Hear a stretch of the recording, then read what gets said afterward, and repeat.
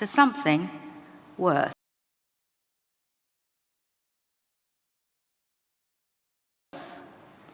And every new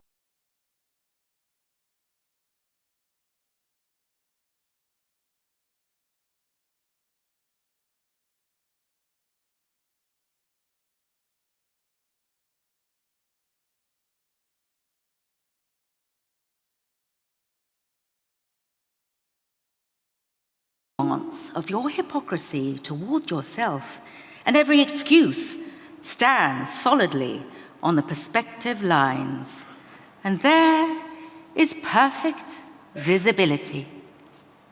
What an enlightenment! The colonnade rolls past on either side. You needn't move. The statues of your errors brush your sleeve. You watch the tale turn back, and you're dismayed.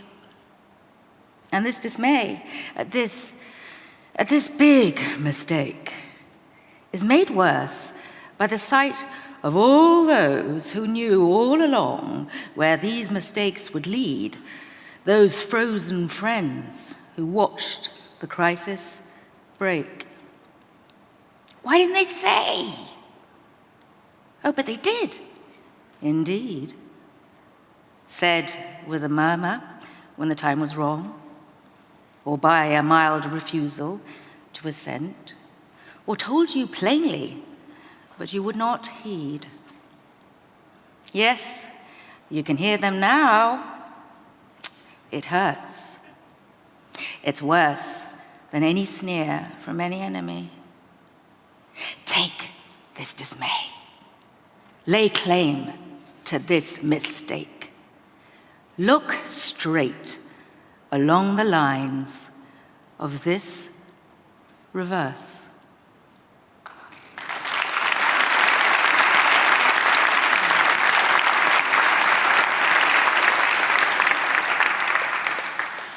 Jeanette, our next poem, Failing and Flying.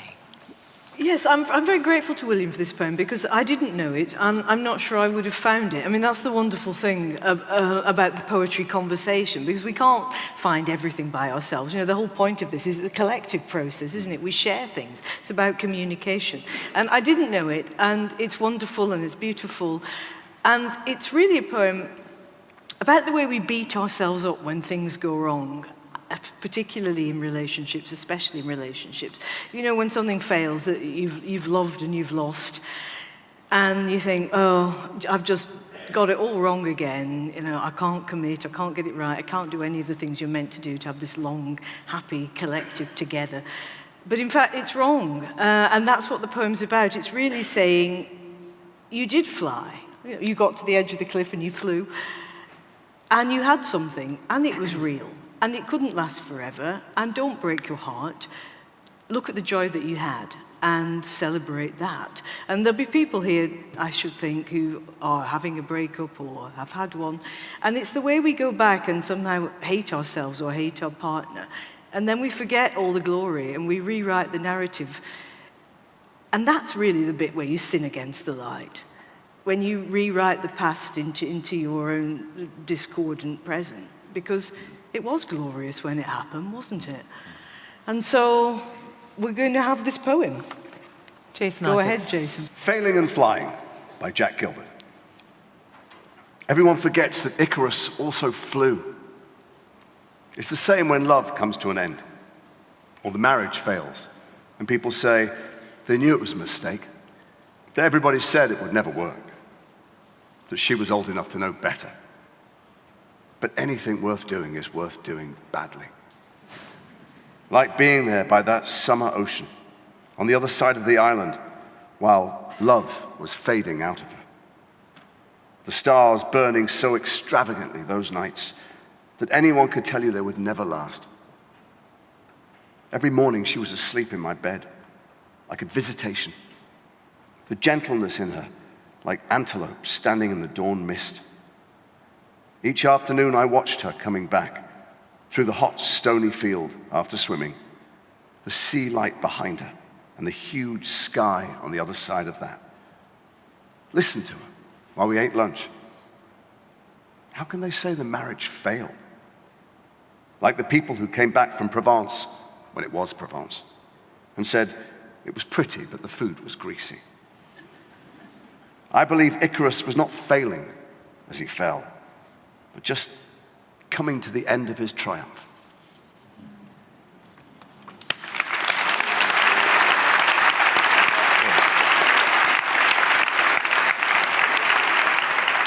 That's a fantastic. That is an amazing. Everyone rewrites the past into their discordant present. Your line. Fabulous. The next one. William, Love After Love. Love after love.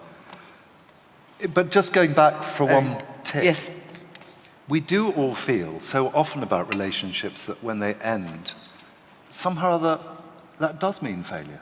And it is such a bizarre idea, isn't it? I mean, we all hear this thing that we live so long and all that kind of thing, and that relationships don't necessarily last a lifetime. But there is somehow this social pressure in a way that says that divorce, all these kinds of things, is somehow a failure. And I think we've slightly got that wrong. Love After Love by Derek Walcott. I think this poem, rather like The Mistake and The Price, are about that business of coming to terms with ourselves. This business of being able to look oneself in the mirror, as it says in The Price, without wanting to turn one's eyes away from one's own gaze. And this is a really important poem to me by Derek Walcott, and Helena is now going to read it to you. Love After Love by Derek Walcott. The time will come when, with elation, you will greet yourself, arriving at your own door, in your own mirror, and each will smile at the other's welcome and say, "Sit here, eat." You will love again the stranger who was yourself. Give wine, give bread, give back your heart to itself, to the stranger who has loved you all your life, whom you ignored for another, who knows you by heart. Take down the love letters from the bookshelf, the photographs, the desperate notes. Peel your own image from the mirror. Sit, feast on your life.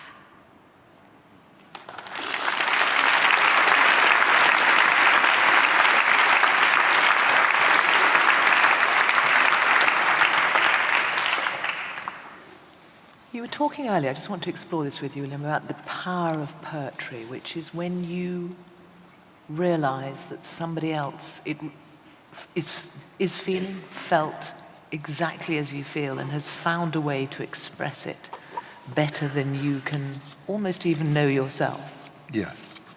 I mean, is that for you the heart of why a poem becomes powerful? I mean, perhaps... Yes, I think the word complicity, I'd rather actually give a quote by Alan Bennett, which I think Okay. I put in the book because it summed it up much better than I can sum it up.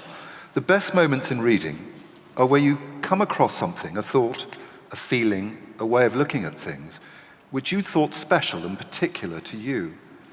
Now here it is, set down by someone else, a person you have never met, someone even who is long dead, and it's as if a hand has come out and taken yours.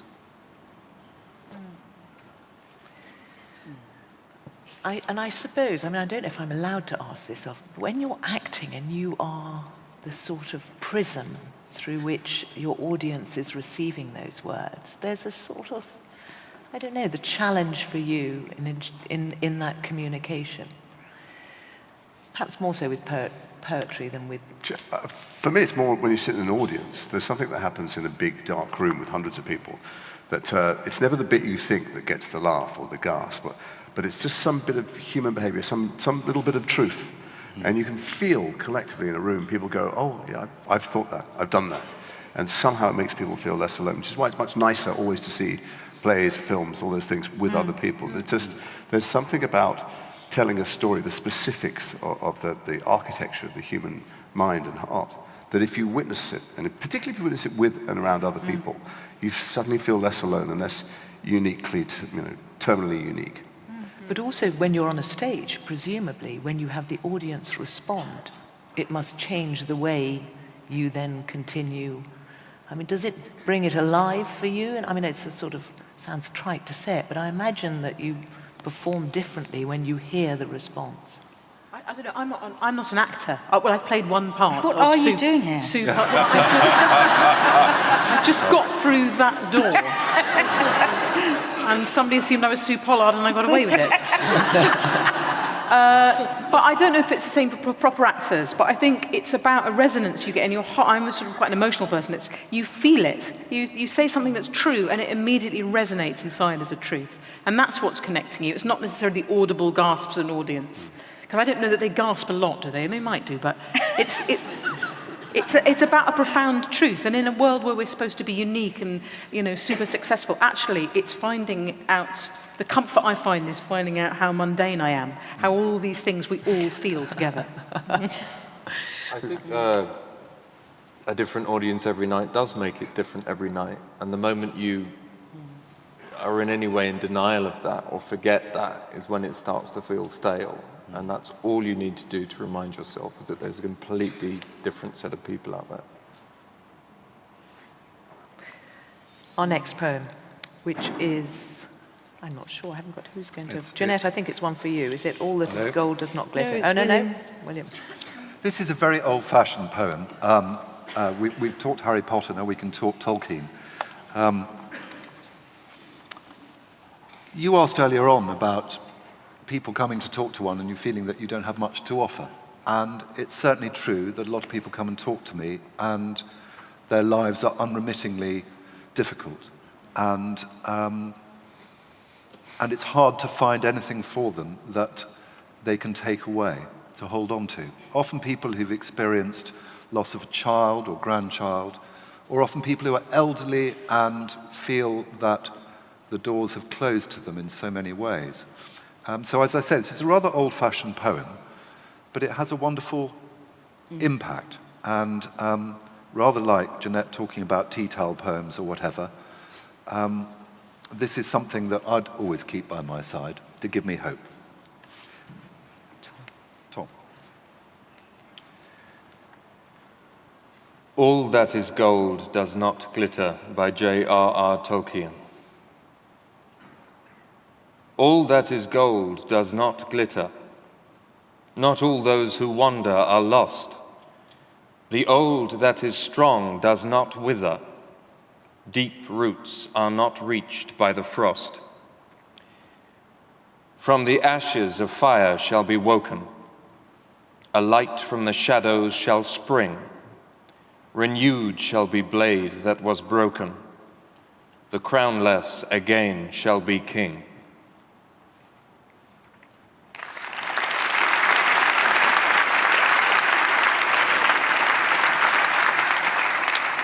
Jeanette was talking earlier about a poem that she'd come across because of the book. Where do you get your poems from? Well, because I've been doing this quite a long time, quite a lot of them were with me already in my head, and I just found them on the way.